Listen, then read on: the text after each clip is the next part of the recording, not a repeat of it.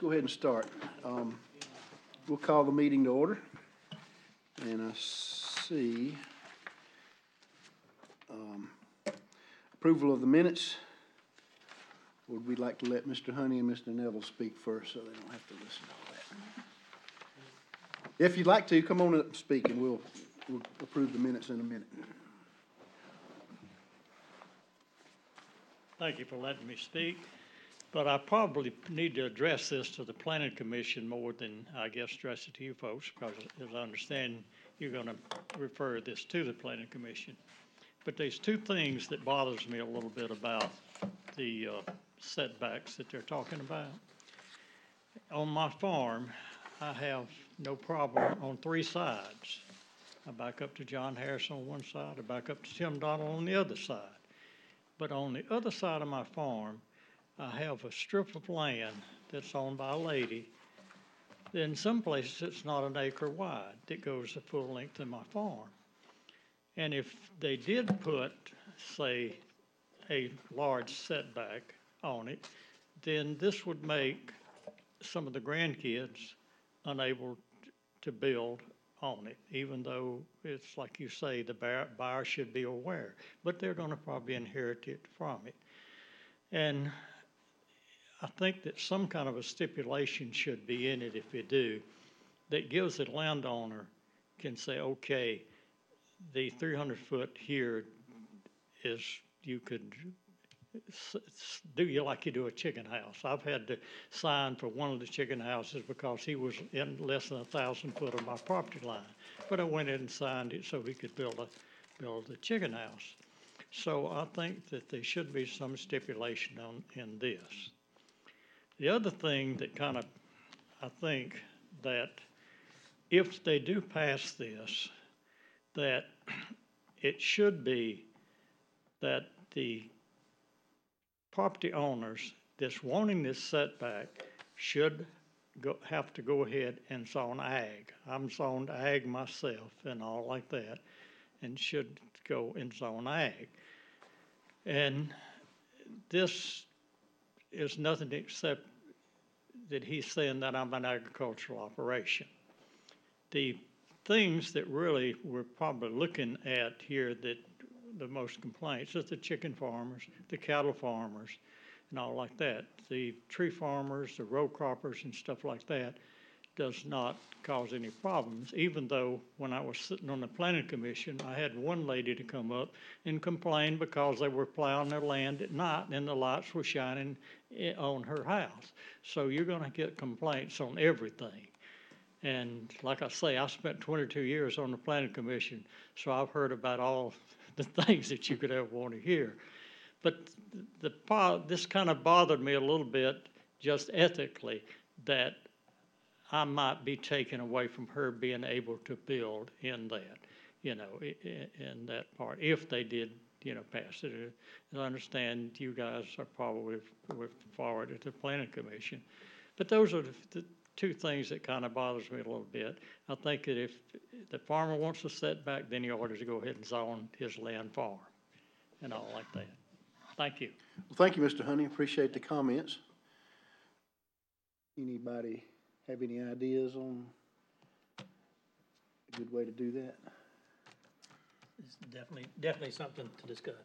Mm-hmm.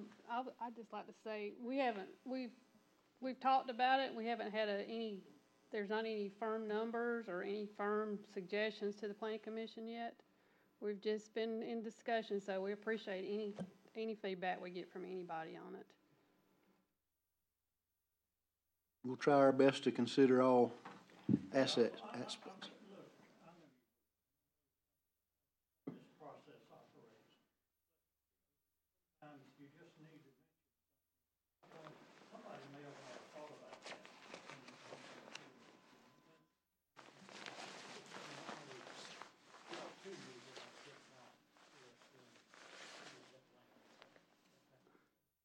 It's a very good point. Yes, sir. Thank you for your consideration of your neighbors, too. Well, even though they are probably the hardest one on chicken farmers, my neighbors are, and everything like that, but I still feel obligated that I should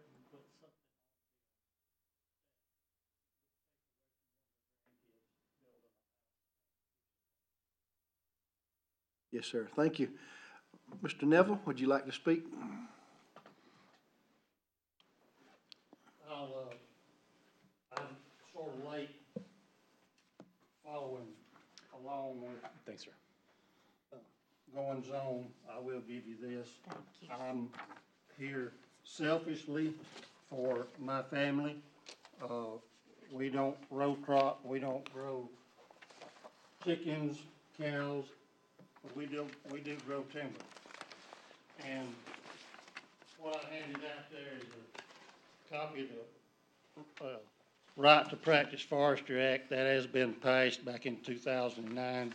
It does have some stipulations, and I'm sure you're aware that counties are limited into some things that they can do to timber production that is prohibited in that act.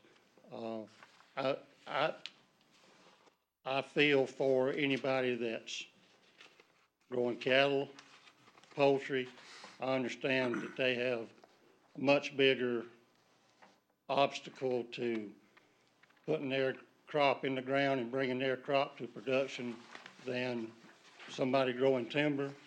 But I just, I want to be sure that the timber folks are not lumped in with anybody that's going to, I don't need to set back 200 feet from my neighbor to grow trees. The forestry industry in South Carolina in 2015 was $21 billion. It's pretty strong in Oconee County. Every 6 log trucks you see is a job. So I just want to bring that to your attention. I don't want to get in their fight, but I don't want them in my fight either. I'll answer any questions if you would like.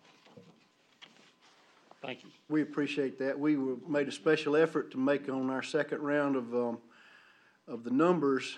When we put together our Ag Awareness Proclamation, we wanted to make sure forestry was a line item and recognized in there. So we contacted some foresters and used some of their studies to put the dollar figure with that. So we definitely interested in including forestry, and trees were mentioned as a buffer, as a good thing, as one of these buffers, or some of the buffers that are considered when we're trying to consider agricultural buffers. So trees and habitat were definitely mentioned. As long as you remember that timber industry is a long-term corn crop. We're going to harvest. Can I ask you a question? Yes, ma'am. Do you have one of the whole things about this is, making better neighbors. Do you ever have problems, or does anybody in forestry have trouble with, say, a new development coming in next to your timber that causes you problems, or do you cause them problems from your timber harvesting? I have clear cut 74 acres adjoining my house. I have clear cut other tracts adjoining other neighbors, other folks' houses. I've had phone calls. I've referred him to where I live to look at mine and tell them this is what you'll look like in 3 years.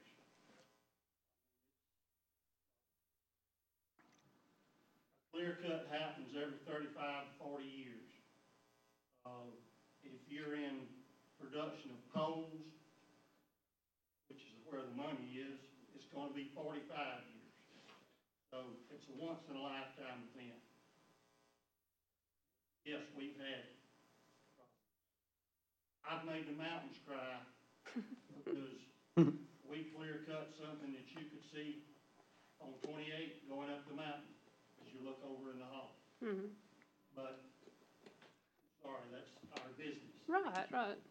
That's what, we want to make sure that people understand that our business and that these buffers areas that, are for their benefit, on their property, that they may not, they may be enjoying your timber.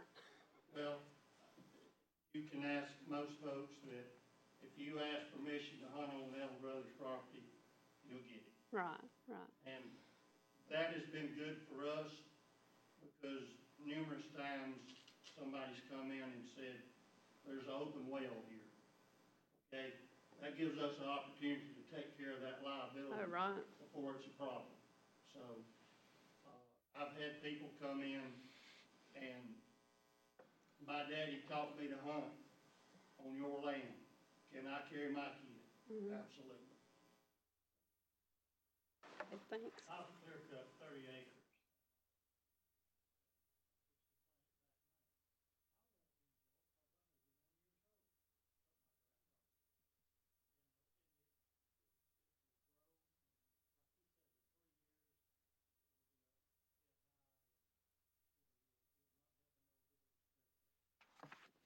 People unfamiliar with the business have that shock factor, and they are shocked and act appalled sometimes. Sometimes they are when it's clear cut, but they have to understand it'll grow back right quick. We're talking about education, the public, on agriculture and emphasis and the impact of agriculture, and we could certainly include the portion about clear cutting when that becomes necessary. We can talk about, it'll grow back. It's just a temporary thing. It's done for management purposes. It'll grow back. Don't be alarmed. Try to include that in some of our educational information. All right, anybody comments? Let's look over the minutes right quick, and I want to thank Adam for putting together the listening session, helping us structure that format, and then putting together all these wonderful notes and minutes and schedules and everything. Adam's a great asset. Thank you, Mr. Chapman.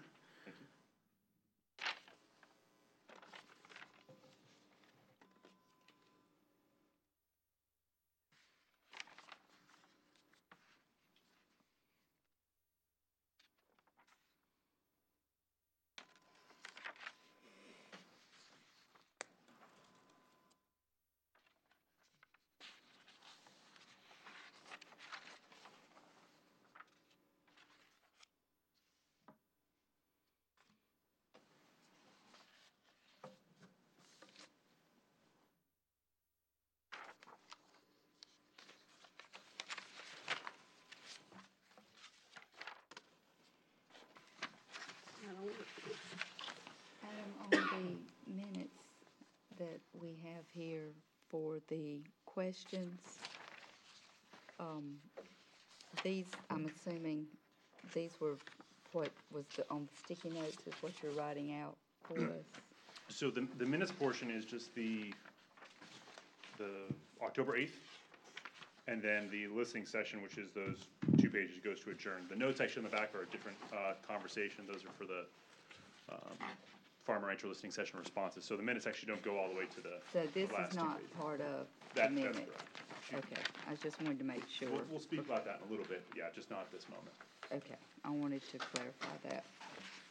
To let y'all know that in kind of going along with your comments, it was mentioned, the minutes have record of us talking about farms, and areas next to the farms that are not zoned agricultural. So we're in discussion about that, so it goes right along with what your comment was.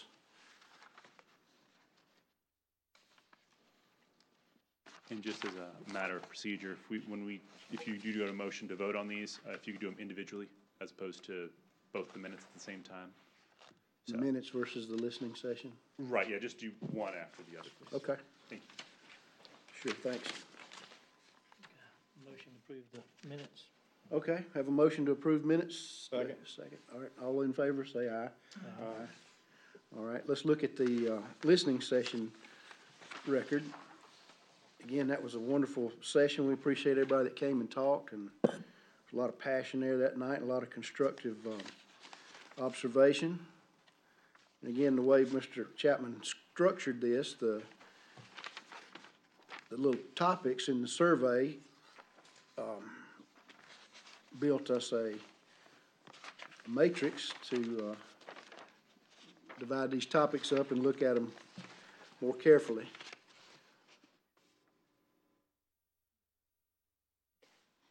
Okay, but we're only approving the minutes, not the matrix. Yeah, just a minute. Right. I'm just, Correct. Yes, this is separate. Yeah. So, do you need a motion to approve the minutes? I'll make a motion to approve the minutes. all right. portion. Second? Anyone? Second. Okay, all in favor, say aye. Aye. Aye. All right, thank you. Any discussion about the matrix? It's very good. It points out concerns of the people that were participating.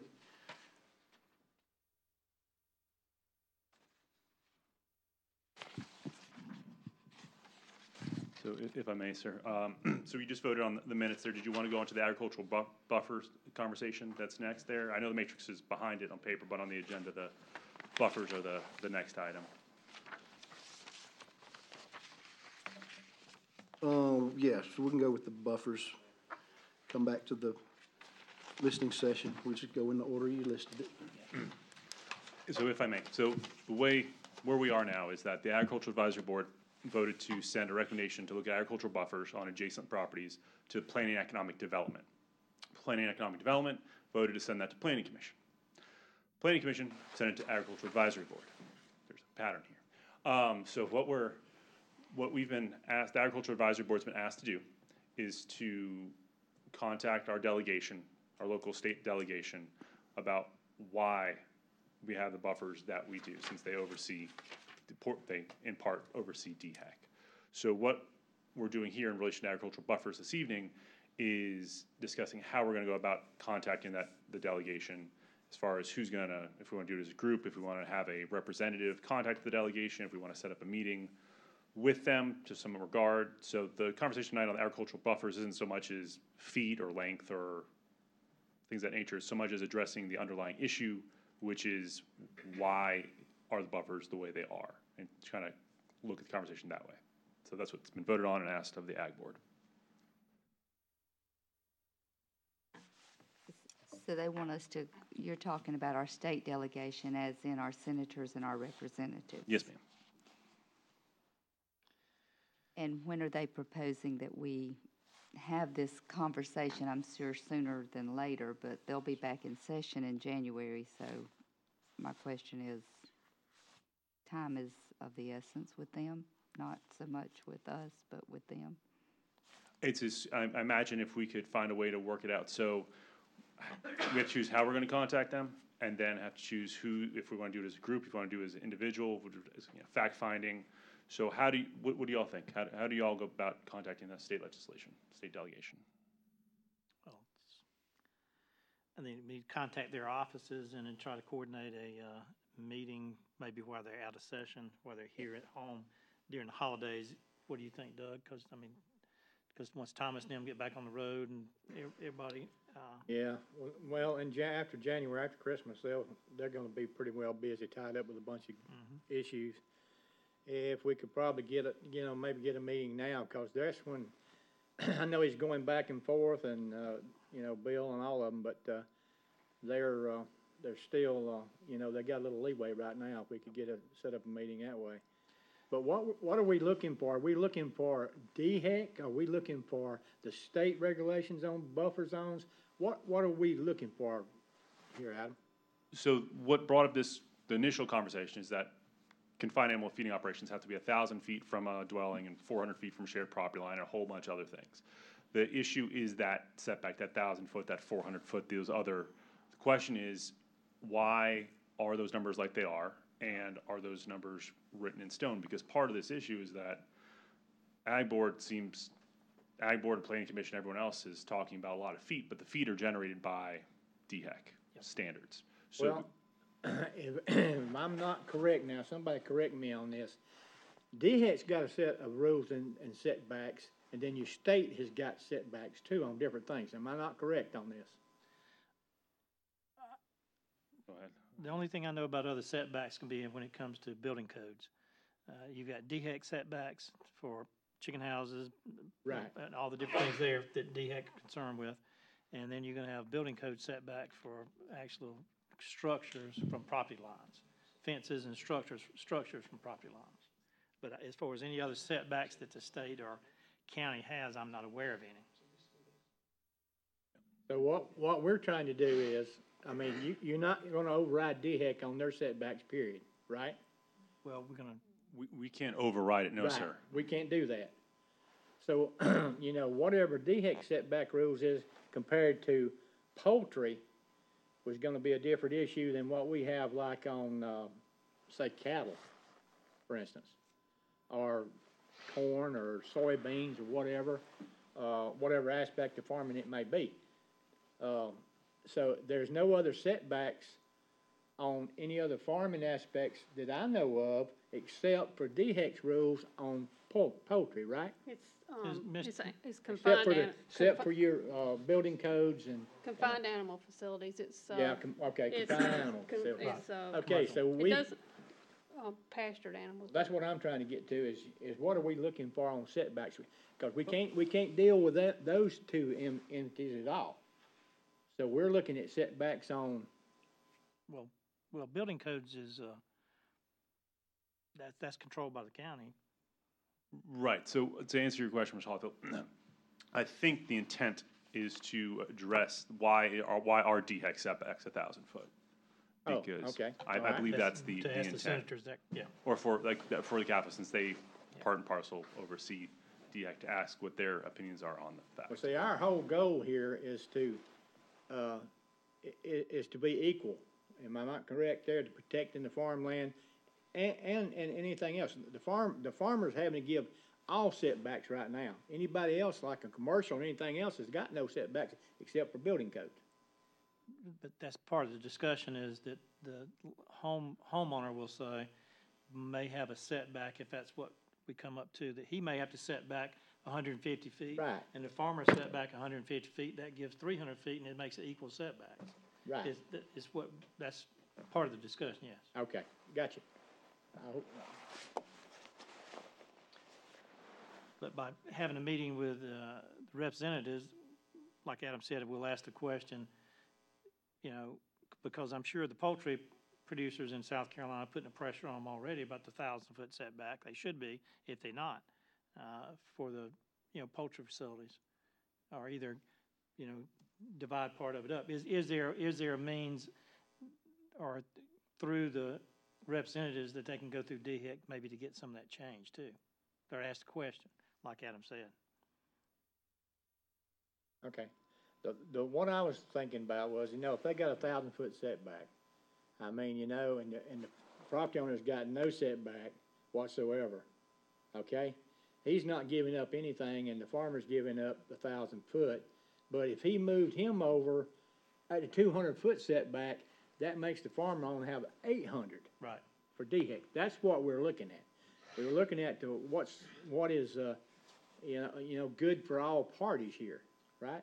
Am I right, correct? Is that what we're looking for? Okay, gotcha. So it begs the question, how do y'all wish to contact that? If now is the time, if literally like tomorrow I can help you all out, send a letter, or what would you all care for me to do as far as contacting? Would you all like to do it individually, as a whole? I think at least someone or a couple of y'all should be representatives to the representatives, at least, or would you all like to, how would you all care to do it? I think a letter from the group to the representatives, you know, with all our, you know, with all our names on there, that's gonna be, instead of doing it, it needs to be coming from, there's strength in numbers. And so we as the group, I would say that we would want to send a letter from the Ag Board to all the representatives and ask them if they have time for a meeting while they're out of session. I would agree with that. The only thing that I would like to see, and it may not be feasible, but if we're all going to meet, then I think the ones that are concerned needs to be public so that everyone can listen. I mean, Gotta be careful with that, with all the representatives.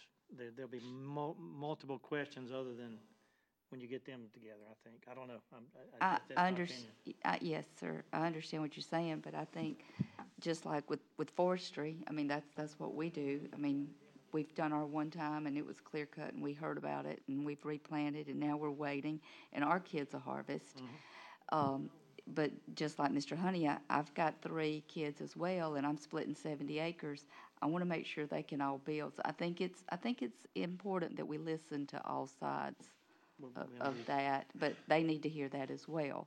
Well, I think the point of this meeting is to ask them, to direct them for some answers and things. Of what's going on at the state level. I think the And I first get that. meeting is, they're not gonna know. Yeah, So they're gonna have to go out and get the information and get back with us. I It- would think, unless we give them insight beforehand or somehow, and tell them what, but they ain't gonna know setbacks. I wouldn't think Thomas would know how many setbacks was somewhere, or probably Bill, either one, but, on certain things. But they'd have to get, their information together and let us know.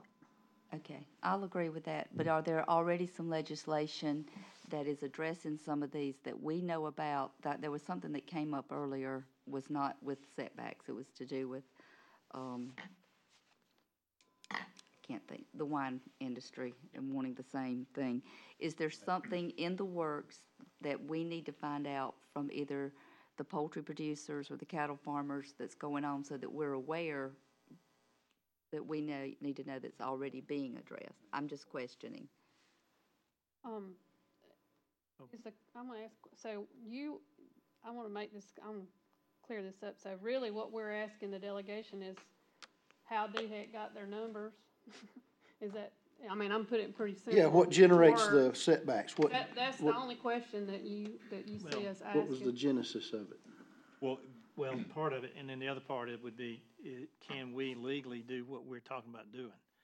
Is there gonna be a hurdle down the road from the state when we start passing setbacks about agriculture, or has this already been addressed in other counties?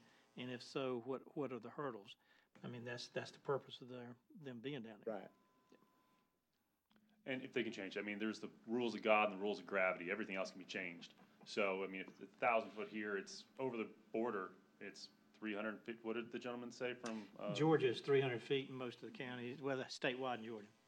Right. For And poultry- they don't have For poultry DHEC. setbacks. Yeah. Right, and I don't know how differently our air shifts around here from Georgia to South Carolina, well, it's 700 feet more. But, everything can be changed in life, Yeah. so.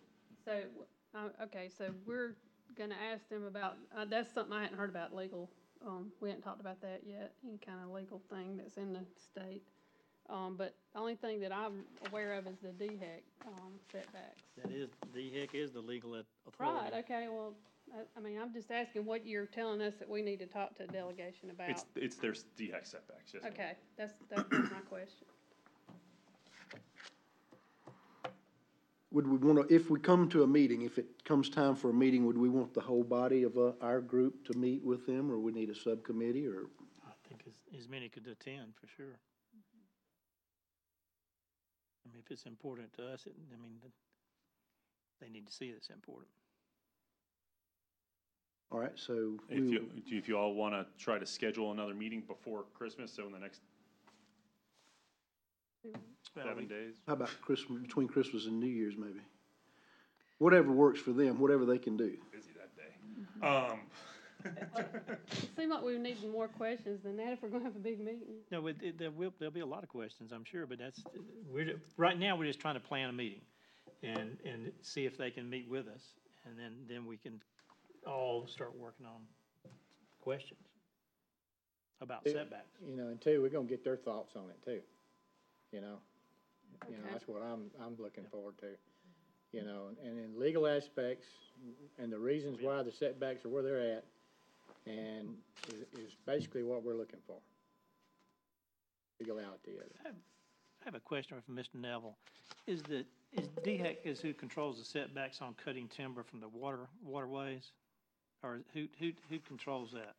Or who's the legal entity that you set back from the stream so far that you have, before you can cut? You will, use the South Carolina Forestry Commission's best management practices. They have worked with, EPA, Waters of the U.S. They've got a set of guidelines that go by for streams, lakes, riparian areas, and they will come out, set your job, tell you, you need to do this is good. Don't go over here before you know, that's where the forestry industry long ago decided they saw other people getting in, other states getting in hot water. Right.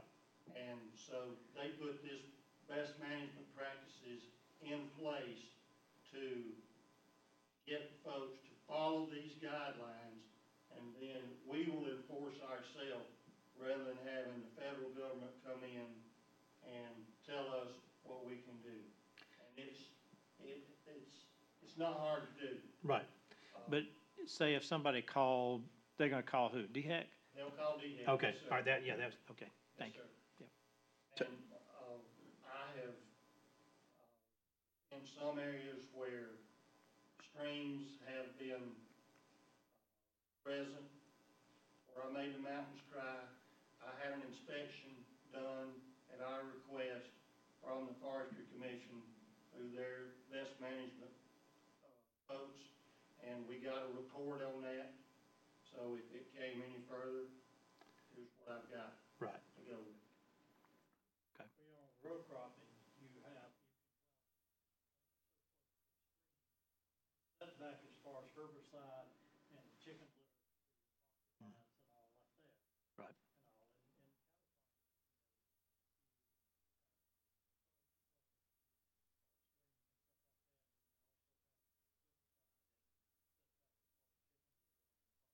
all, and Yes, sir. This is not going to be a popular statement, but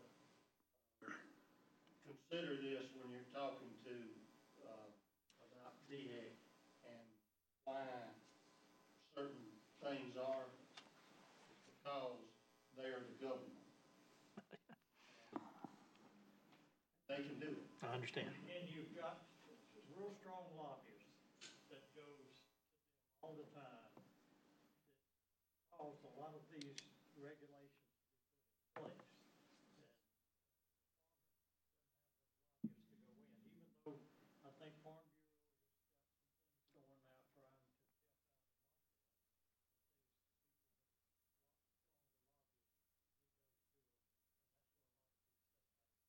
out.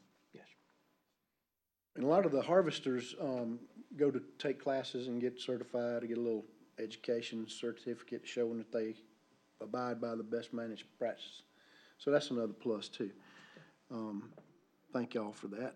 All right, are we done with buffers or? I don't know what I'm doing yet. Well, how would you all like to contact the delegation? Thank you. Would you all like to, A letter from the body and Okay. request a meeting? That's what I heard, I think. all right, so, and so I'll probably not see each of you individually to get it signed.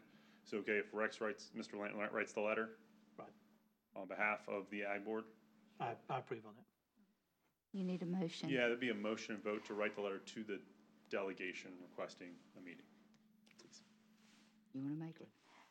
Motion for, there to be a letter from the Ag Advisory Board to the delegation requesting a meeting, and for Mr. Blanton as chairman to sign off without the whole delegation signing. I second. All those that approve, say aye. Aye. Aye. Okay. Okay.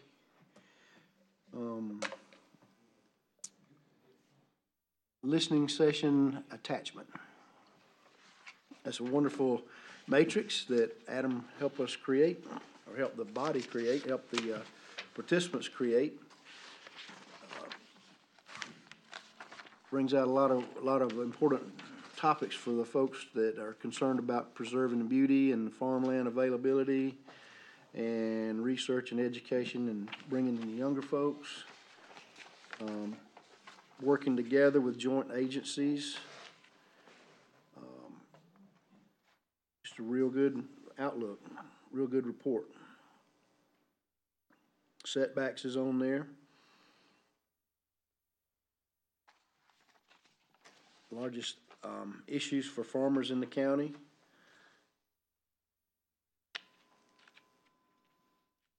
lot of that is development and, losing farmland.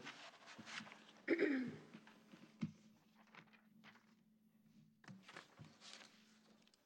asks if anyone in the family plans to continue farming.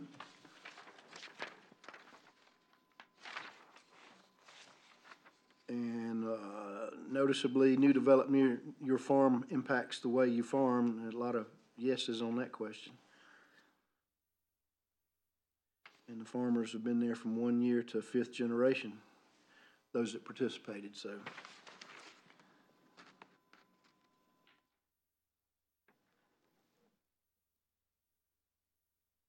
Wide variety of, a wide variety of crops grown too.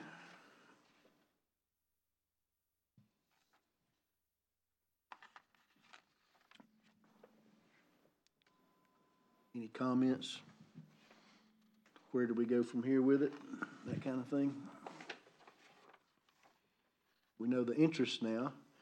We're trying to get these plugged into the 2020 plan. So I think we're making some good progress. We can also utilize this for next year as far as setting up what your goals are and your aspirations for next year for the Ag Board are as well, things to address, things to speak about. I think we've accomplished some of those goals where we're getting more cooperation and communication within the entities themselves. That's been one of our goals all along, is get people to cooperate and listen to each other and, you know, participate, reach out.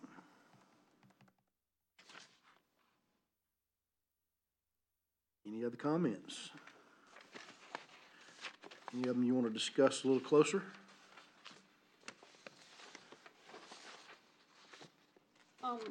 I was gonna ask, it's not on here, but, the time we had to talk to people, you know, out on the floor when we were talking with different entities, I got some, I had some takeaways from that. I don't know if any of the other ones that you did or not, but if you wanna talk about that. You had some that's not on here? Well, kinda, I mean, just more, I mean, we don't have to talk about it if you don't want to. Just, Well, sure. Go ahead. Go ahead. and this kind of goes back to the other, session we had as well.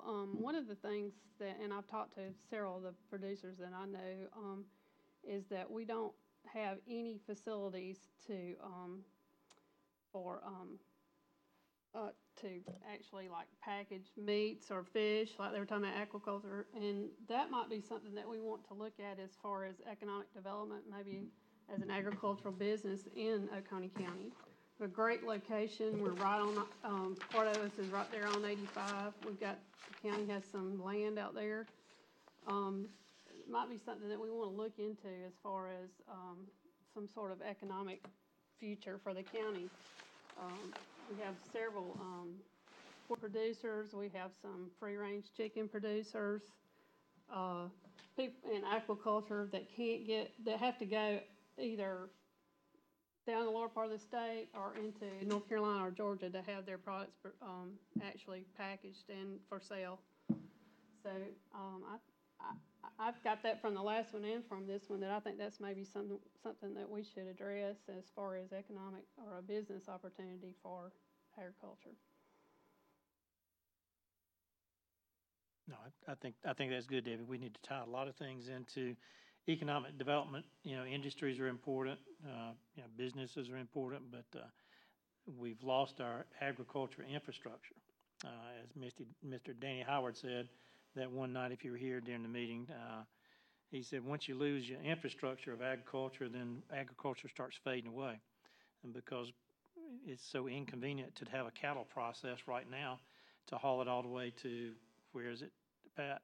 Spartanburg somewhere, to have one that you can actually resell. Yes, yeah. Actually, it's in North Carolina. If you're gonna get a USDA. The USDA stamp on it. You can Or get South Carolina Georgia. stamp several places. If you want a USDA, you gotta go to, it's 90 miles, wherever it is. Yep. So we have nothing in, you know, in Georgia, we've got a facility over there at Blaylock's, and the one in North Carolina to have it, the USDA stamped, just for cattle production to resell in the communities. We've lost that. in Oconee County, we've lost a lot of the processors. There's no co-packers if you want to pack fruit, produce. There's no co-packers in our county that's close by. So we've lost a lot of that infrastructure. And so economic development would be a wonderful way to start trying to recruit another business or somebody that was looking to expand to come to the county for, another one. It's going to help out the farmers and ranchers, but it's going to help out the county by producing jobs. So I'd like to see a little more impact from economic development and us working with them a little closer to bring in some agriculture facilities. But that's a good idea, Deb. Can I make a comment on that? Yes, sir. That's the idea, somebody ought to really take and run, Debbie, is, yes, that would be a economic boom for maybe just a small amount of people here. But the lady here last time, that talked about getting grants and nobody ever comes and asks her to apply for a Yeah, that's grant. true. The Western North Carolina Livestock Market in Waynesville was built with a grant. Right. John Queen runs it, but it was built with pretty much, built it for them, cause somebody applied for a grant. And I'm not in that end of the system, I do a lot of cattle, and I ship cattle all over the United States, but, yeah, something local, but as far as, And you could resell your your that- product here as that well. should and be we- something somebody could get and run with, I mean, that may be a good idea to, I don't know who, what person or whatnot, but, yes, that would be a tremendous asset, cause it could be, you're talking about coming from where our location's just prime to get, Western North Carolina, Northeast Georgia. That would be a tremendous, in fact, I had just to add to the reasoning, I got a lady that just bought one of the farms that I leased coming out of Malden, sold 28 acres over there for just a huge sum of money, but she processes 200 sheep a year, goats, just that whole 9 yards. That was the first question she asked me is, where could I get my stuff done in Oconee? And I said, you better stay where you are. Yep. So, not to make a long story short, but, or a short story long, that would be there's money out there. Somebody just gotta apply for it. The lack of infrastructure deters agriculture growth in our county. And it's a shortfall that we have. But, yes, sir. While you're asking, see if you can get us a sawmill too. When James's granddaddy ran a sawmill in West Union, 3 sawmills in West Union, 7 in Oconee County. We've got 1. Yep. in Oconee County. We're really falling behind on all agriculture infrastructure in this county, and they're fading away fast. Well, in the past, every community can be. Well, we're So not, we lost out on a lot of things over the period of years, like he's talking about sawmill, A lot of that was economics, I'm sure, that they wanted to follow up and. Well, I have your attention, can I ask a question about the setback thing? And when I was here before, I was the advocate of the setback. They brought up some good points that, I haven't even thought of. Never thought timber would be an issue, cause, I'd want you to plant pines close, all the way to my property line. But, say if I went to buy 100 acres, is this property setback gonna say I can't build a fence within 100 foot of my property line? No, the setbacks, what we're, you I answer mean, that. that's something I hadn't thought of. Right now, you quarreling with neighbors now, is the fence supposed to be on the property line or 3 foot off the property line? When you build a new fence, but. If I may, so Yes, sir. to answer the non-hypothetical part about this, so you can build right up to the property line with a fence. As long as it's under 7 foot tall, you don't need to have a sort of permit for it. So that's that part of it. We haven't started to address anything regarding setbacks, anything at all. Right now, we're just trying to address the issue of it, so. Okay, but we saying a buffer, so if I build a fence here, so are they gonna have to be 30 foot of trees between the fence and the? Yeah, no, these are all good questions, and that's why we're doing all this. Right, yeah. Is to bring out those points so we can put it in there. But fences will be right on property line based on what building codes already has and county ordinance, along with buildings can't be up, 10 feet, from the property line.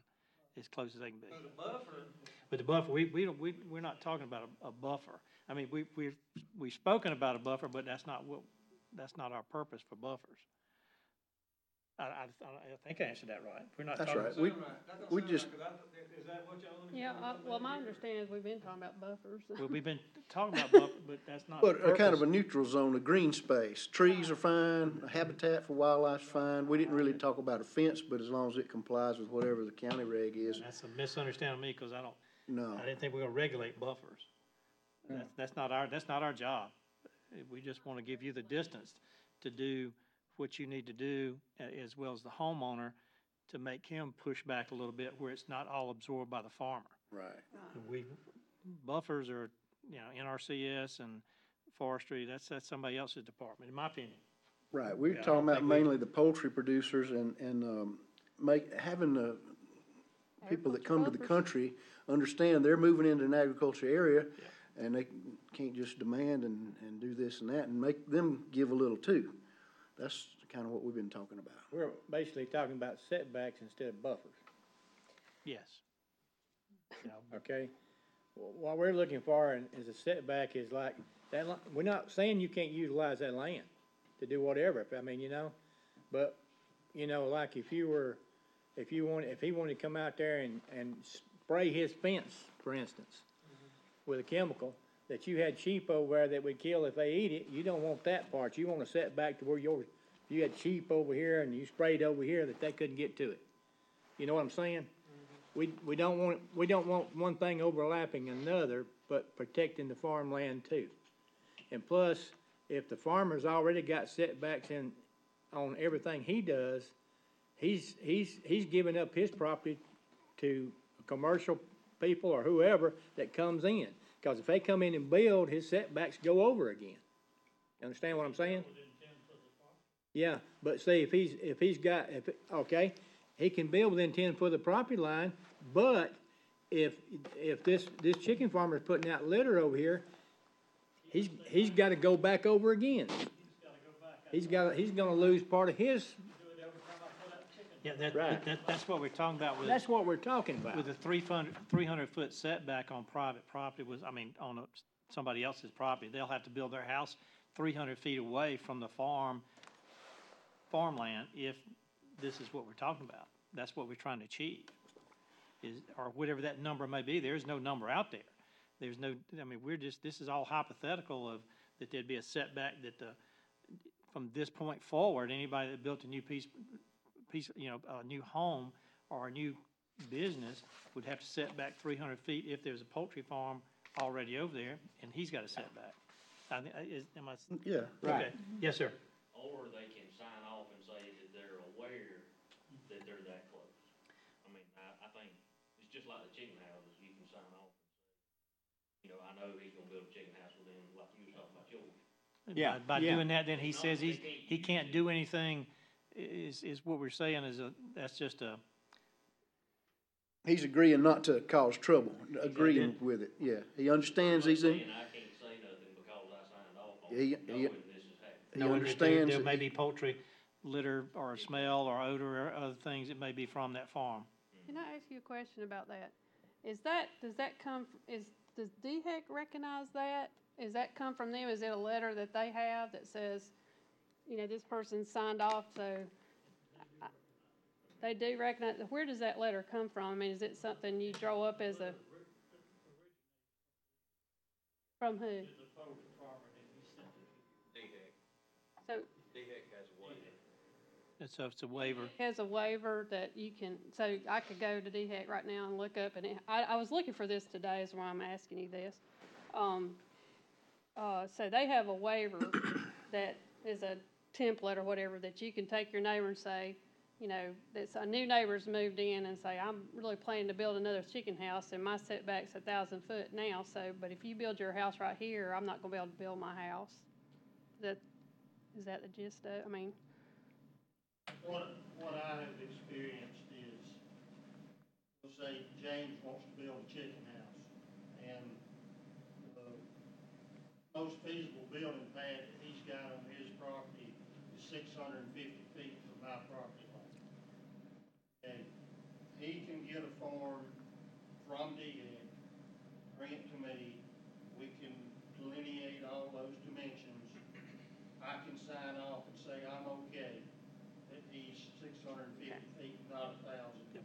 He turns that back into DEC, and he's good. Okay. Now, DHEC will send letters to everybody around. All adjoining. Yeah, I all know. adjoining property too, Mhm. just like a cell tower. Mhm. Yeah, they'll send letters to everybody around the cell tower. Okay. Good discussion. Thank y'all. Thank y'all. We'll keep working on that. Anything else on that attachment? We ready to move along? We need to vote on approving. No, Right. sir, I don't believe so unless you felt the urge to, no, sir. There was nothing, this is just more for conversation. And it's a very good document, Adam. Thank you again for doing that. Aquaculture. It had been brought up a bunch, and you had spoken about, you all just kind of briefly touched on it as far as, you know, we're high in ranked in the state, but don't have any sort of facility to process said aquaculture products. So I don't know if you all have already touched on that, or whatever you all want to do. So I gather what we thought we might like to pursue is encouraging or finding some way to process meats and poultry, fish, some way to encourage some business to write a grant or what have you. See what we can do to promote that. I know it's been talked about with the Heritage Center, a processing or a cold storage, I should say, and maybe a cannery. They talked about included that down the road with the Heritage Center, so we certainly support that. Any other thoughts on aquaculture? One gentleman spoke about it last time at the meeting, and he emphasized it's a good thing for small business pursuits that doesn't take a lot of land, and it's a good thing to do. So let's move on to calendar for 2019. See if I may, we just need to set the first meeting date for January, because I did not get to it last year. I didn't include the first meeting for the next year, and the first meeting of the year is when we'll set the calendar for the year. So we need to set the meeting for January, because we don't currently have one. I have to run an advertisement for it. And if you all wanted to keep the same date, that's January 14. That's the second Monday, if that's what you all wanted to do. Sounds good to me. Sounds good to me. If you all want to, I just need a motion. Would y'all like to present a motion on Time meeting and date. on the second Monday in January, Same time, same time? 6:30. Do we hear a motion? Make a motion that we keep the same time and dates for the following year. Sorry, if I may, it would just be for the January meeting. We got to wait till the following year to set the schedule for. Oh, I got you. Sorry. For the January meeting, Do your second. 14th. Second. All those in favor say aye. Aye. All right. And ex officio member. What's the latest? That's for you all to discuss. We officially have an ex officio member, it's legislated that we can have one. If you all wanted to discuss it some more, as you did last time, or not, it's up to y'all. We do have one application in, but we don't necessarily have to, it's up to y'all to discuss. Okay. And that application is Carrie from the, I believe that's the case, yes, sir. yeah, from the Clemson Extension. She has shown a lot of interest. She's been to a couple of our meetings before and is interested. Carrie Roach. Roach? Yeah, Carrie Roach from the Clemson Extension. Doug, you know her, I know her, Rex knows her. Ladies, y'all know Carrie Roach? I know who she is, I You know don't know her. I think we would like a representative, just like we did with Mr. Danny Howard through the Clemson Extension. I think it would be a wonderful asset to us, but that's my opinion. We did talk about that natural connection with the Extension Service. If we could get someone from the office there or from Extension to join in, that would be great. Who took Mr. Howard's position? Who took that? I do not know. I know he retired, but I don't think it's I don't filled yet. think they, I don't think they filled it. filled that position, but, I'd just like to add something. Carrie would be fine. I know Carrie pretty well. I would like, since we were talking about agribusiness a while ago, I would think it would be nice if we could get somebody that is, more, that has, some experience with that kind of thing, like, sort of like that, the man that was here with the, from Clemson with the aquaculture. I forgot his name. Lance I'm sorry. Beecher. Beecher. Somebody like him or him that has been, has experience with different areas and how they've done that. Some, you know, that maybe has some experience with the buffers or that kind of thing. If we could pursue that as well, I'm not saying that there's, I mean, you know, just that has that type of experience. A lot of us, you know, y'all have the experience that Carrie has in that area, but I'm talking about like something that would supplement what we don't have. I don't know if he knew we were looking or not. What's the right way to let him know if he wants to apply? Just talk. Dr. Beecher. You can certainly reach out to him. Reach out. I can give you his, he's left his email address. I could certainly forward that Oh, on yeah. if that's something you all would like to do. I know him pretty well.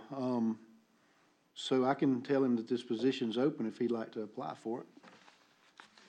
It's also open to anyone else who'd like to apply as well, Now, yes. do we First approve person. this, or does the council approve the ad hoc? So it would go to council. You would be a Council. recommendation based upon, Recommendation you all from would us send to a council. letter Okay. to. Is there anybody else you would, Well, this position's been open for a while. I'd like to get somebody in there, but I really, my opinion is we need somebody from Clemson Extension so we can have the tie back to the agriculture roots. Right, well, he's with Extension, Mr. Beecher. Yeah, he's, yeah, he was What do you in, think, Doug?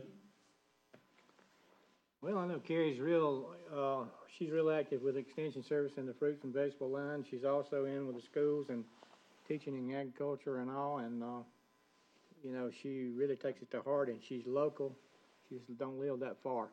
That's another thing too, you know, about Yeah. somebody that lives a little further away maybe, but, it would be real convenient for her to be here.